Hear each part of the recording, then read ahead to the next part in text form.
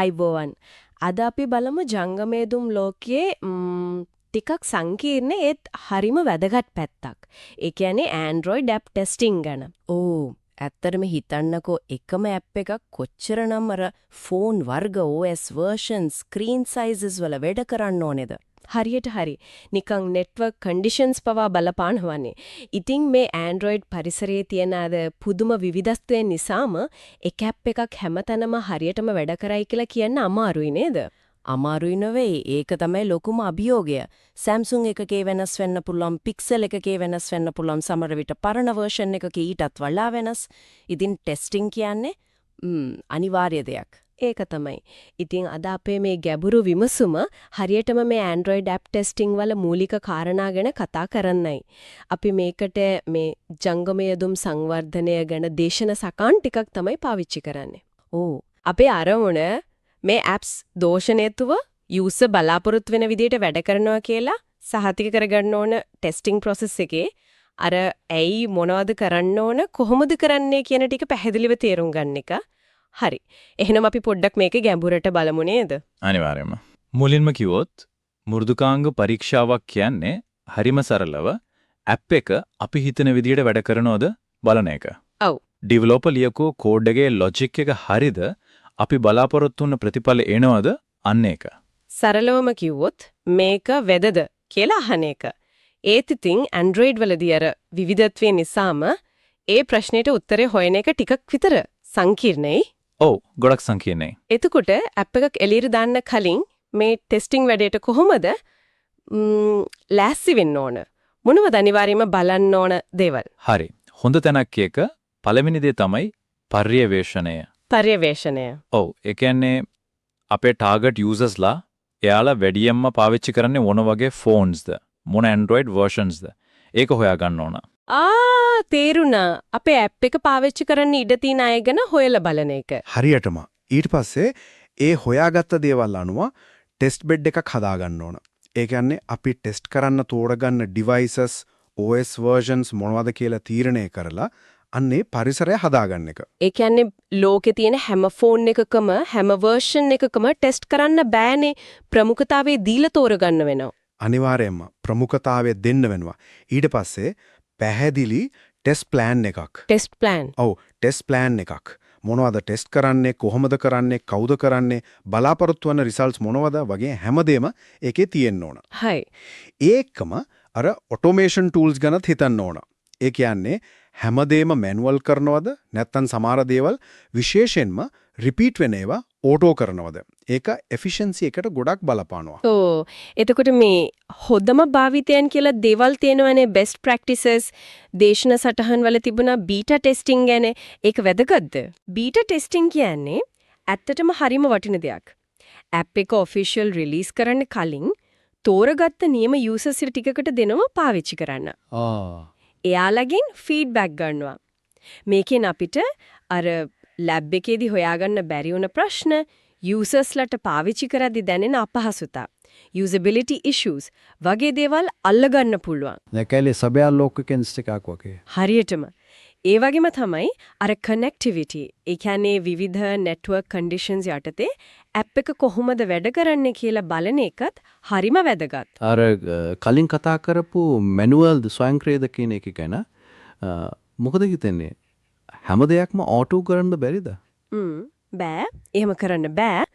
සමහර දේවල් තියෙනවා විශේෂයෙන් UI එකේ අර feel එක user එක කොච්චර ලේසිද usability වගේ දේවල්. ඒව හරියටම බලන්න manual testing ඕනෙමයි. හැබැයි කෝඩ් එකේ පොඩි වෙනසක් කරාම ආයේ මුලින් ඉඳන් ඔක්කොම බලන්න ඕන දේවල් තියෙනවනේ. regression testing කියන්නේ. අන්න ඒව ඔටෝ කරාම ලොකු කාලේ මහන්සියක් ඉතුරුයි. ඉතින් ඇත්තටම මේ දෙකේම මිශ්‍රණයක් තමයි හොඳ. හරි. පැහැදිලි. එතකොට අපි ඇත්තටම මොනවද ටෙස්ට් කරන්න ඕන දේවල්? අර දේශන සටහන් වල ටෙස්ටිං වර්ධ ගොඩක් ගැන කියනවා. functional UI compatibility ඔක්කොම ගැනම කතා කරන්න ගියොත් වෙලාව යනවා. වෙලාව මදි වෙයි. ඒ නිසා අපි මෙහෙම කරමුද? ප්‍රධාන කාණ්ඩ කීපයකට බෙදලා කතා කරමු. පළවෙනියටම ඇප් එකේ අර මූලික වැඩ කොටස. ඒ කියන්නේ ක්‍රියාකාරීත්වයයි යූසර්ට පේන දෙයයි UI ගැන බලමු. හොඳ අදහසක්. ඒකට අපිට ගන්න පුළුවන් ෆන්ක්ෂනල් ටෙස්ටිං සහ UI ටෙස්ටිං. ෆන්ක්ෂනල් වලින් බලන්නේ ඇප් එක කරන්න ඕන දේ හරියටම කරනවද කියලායි. උදාහරණයක් විදිහට ලොගින් වෙන එක හරියට වෙනවද? ෆෝම් එකක අනිවාර්යෙන් ෆිල් කරන්න ඕන තැන් හරියට වැලිඩේට් වෙනවද? වැරදුනොත් එරර් මැසේජ් එකක් එනවද? අන්න ඒ වගේ දේවල්. ඒ කියන්නේ බොත්තම කෙබුවම ඒකෙන් වෙන්න ඕනේ වැඩ වෙනවද බලන එක. එතකොට UI ටෙස්ටිං ඒකේ ඊට වඩා වෙනස් නේද? ඔව් ටිකක් වෙනස්. UI ටෙස්ටිං වලින් බලන්නේ ඇප් එකේ පෙනුම, look and feel එක, ඒ වගේම පාවිච්චි කරන්න කොච්චර ලේසිද, usability කියන එක. ටෙක්ස්ට් එක පැහැදිලිව පේනවද? එක ස්ක්‍රීන් සයිස් වලට ගැලපෙනවද? බටන්ස් පුඩි වැඩිද? ලොකු වැඩිද? අයිකන්ස් දැක්කම තේරෙනවද මොකක්ද වෙන්නේ කියලා? මේ වගේ දේවල්. මේක කෙලින්ම යූසර්ගේ සතුටට බලපානවා. හොඳ UI එකක් තියෙන ඇප් එකක් මිනිස්සු ආසාවෙන් පාවිච්චි කරනවා. ඒක ඇත්ත. හයි. දෙවෙනි වැදගත් කාණ්ඩය. අර Android වල තියෙන මහා විවිධත්වයත් එක්ක ගනුදෙනු කරන ටෙස්ට් වර්ග. compatibility testing වගේ ඒවා. අනිවාර්යෙන්ද. ගැළපීම් පරීක්ෂාව. compatibility testing. මේකෙන් තමයි අර මුලින්ම කතා කරපු ලොකුම ප්‍රශ්නෙට උත්තර හොයන්නේ. ඔව්. ඒ කියන්නේ විවිධ ෆෝන් වර්ග, විවිධ ස්ක්‍රීන් සයිස්, විවිධ OS versions වල අපේ ඇප් එක හරියට වැඩ කරනවද? UI එක ඇදෙනවද? කැඩෙනවද? ටෙක්ස්ට් කියවන්න පුරවන්ද? සමහර විට කෝල් එකක් එනකොට අලාම් එකක් වදිනකොට ඇප් එක ක්‍රෑෂ් වෙනවද? මේ ඔක්කොම බලනවා. ඒකට එකම අර ඉන්ස්ටලේෂන් ටෙස්ටිං ගැන තිබුණා නේද? ඇප් එක ඉන්ස්ටෝල් කරන එක, අප්ඩේට් කරන එක. ඔව් ඒකත් මේකටම සම්බන්ධයි වගේ. ඇප් එක හරියට ඉන්ස්ටෝල් වෙනවද? අප්ඩේට් එකක් ආවම ප්‍රශ්නයක් නැතුව අප්ඩේට් වෙනවද? අයින් කරන්න ගියාම සම්පූර්ණයෙන්ම අයින් වෙනවද?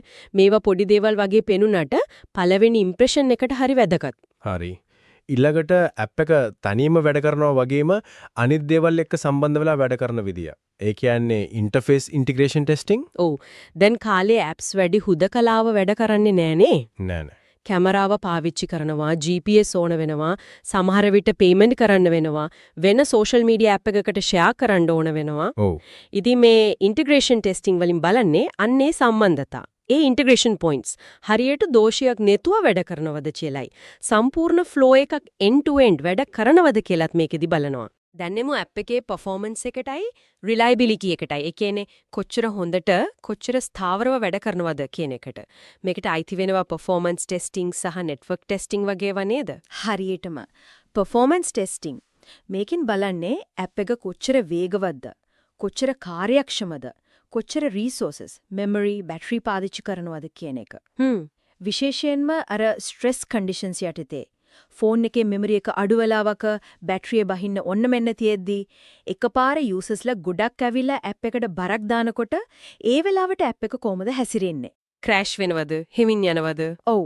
හෙමින් යන ඇප් එකක්, මෙමරි කන ඇප් එකක්, බැටරි බස්න ඇප් එක කවුරු තියාගන්න කැමති නෑනේ. ඒකනම් යැත්ත. එතකොට network testing වලින් බලන්නේ එක network conditions වලදී ඇප් එකේ response එක. Wi-Fi වලදී කොහොමද? 3G 4G වලදී කොහොමද? සමහර විට සිග්නල් හරිම අඩු තැනකදී data sync වෙන්න load වෙන්න කොච්චර වෙලා යනවද? network එක disconnect වෙලා ආයෙ connect වුණාම මොකද්ද වෙන්නේ? මේවා බලනවා. දේශන සටහන් වල අර field testing කියලාත් එකක් තියෙනවා. ඒකෙදි ගොඩක් වෙලාවට ඇත්ත ලෝකේ mobile networks වල මේක test කරන එක තමයි වෙන්නේ. ඒ වගේම interrupt testing කියලාත් එකක් තියෙනවා. ඒ කියන්නේ app එක වැඩ කර ඉන්නකොට call එකක් ආවොත්, බැටරිය බැස්සොත්, ඒ වගේ බාධාවකදී app එක පිස්සු නටනවද නැත්නම් හරියට ඒක handle කරනවද බලන එක.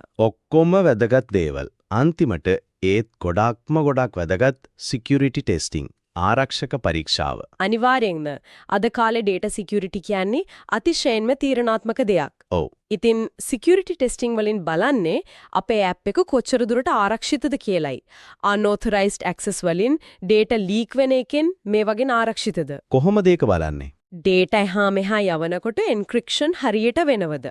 password වගේ දේවල් හරියට store වෙනවද? sensitive data වලට අවසර ලැබු access කරන්න බැරි විදිහට හදලා තියෙනවද? මේ හැම දෙයක්ම බලන්න ඕනේ. පොඩි හරි security hole එකක් තිබ්බොත් ඒකෙන් ලොකු ප්‍රශ්නයක් වෙන්න පුළුවන්. users trust එක නැති වෙනවා, නීතිමය ප්‍රශ්න එන්න පුළුවන්. හරියට හරි. එතකොට අපි දැන් ප්‍රධාන ටෙස්ටිං වර්ග කීපයක්ම කතා කළා.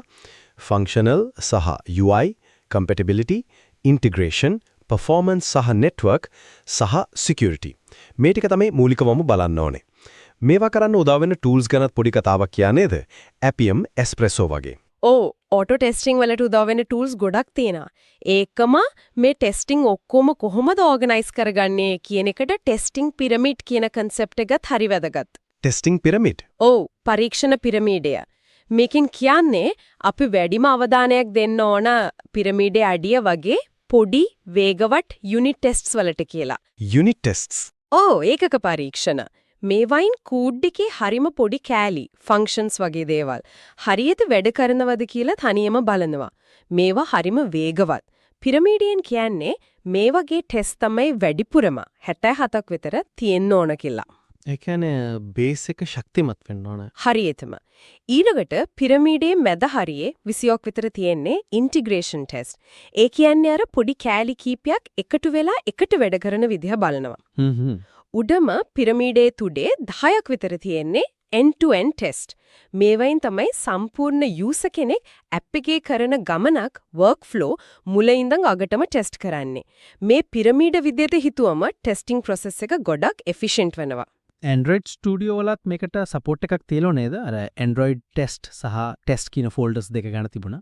ඔව් තියෙනවා. අර test folder එකේ දාන්නේ පිරමීඩයේ අඩියේ තියෙන local machine එකේ.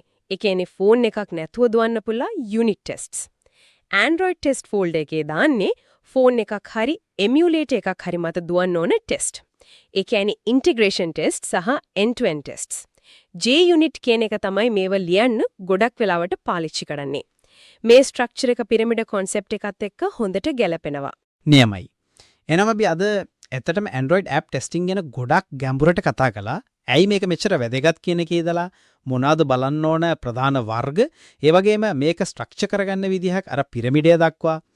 ඉතින් මේ ඔක්කොමගෙන් අපි අරගන්න ඕන ප්‍රධානම අදහස මොකක්ද? ප්‍රධානම අදහස තමයි Android කියන මේ මහා විවිධ ලෝකයේ ඇතුලේ යූසර්ට විශ්වාස කරන්න පුළුවන් reliable ආරක්ෂිත secure සහ පාවිච්චි කරන්න ලේසි user friendly app එකක් දෙන්න නම් අනිවාර්යයෙන්ම හරියට හිතලා කරපු සවිස්තරාත්මක ටෙස්ටිං process එකක් ඕනේ කියන එක. ඔව්.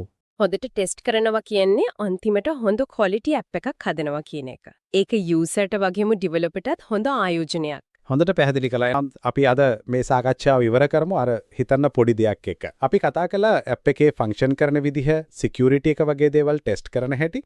දැන් මේ AI ඒ කියන්නේ කෘත්‍රිම බුද්ධිය ඇප්ස් වලට එන්නෙන්නම එකතු වෙනවානේ. ඔව් ඒක ඇත්ත. එතකොට අනාගතයේදී Android app එකක AI එක හරියට වැඩ කරනවද කියලා බලන එක විතරක්ම අධිකයි නේද? ඒ AI එකේ හැසිරීම, ඒ කියන්නේ සදාචාරාත්මකව ethical හරිද?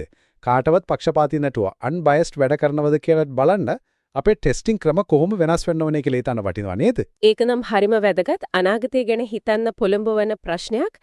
ටෙක්නොලොජි එක යන වේගෙත් එක්ක අපේ ටෙස්ටිං ක්‍රමවේදත් ඒකට හරියන්න අනිවාර්යෙන්ම අප්ඩේට් වෙන්නම ඕනේ. ඒකේ ප්‍රශ්නයක් නෑ. එනම් තවත් මේ වැඩේ ගැඹුරු විමසුමකින් අපි ආයෙත් හමු වෙනු. අදට සමුගන්නවා.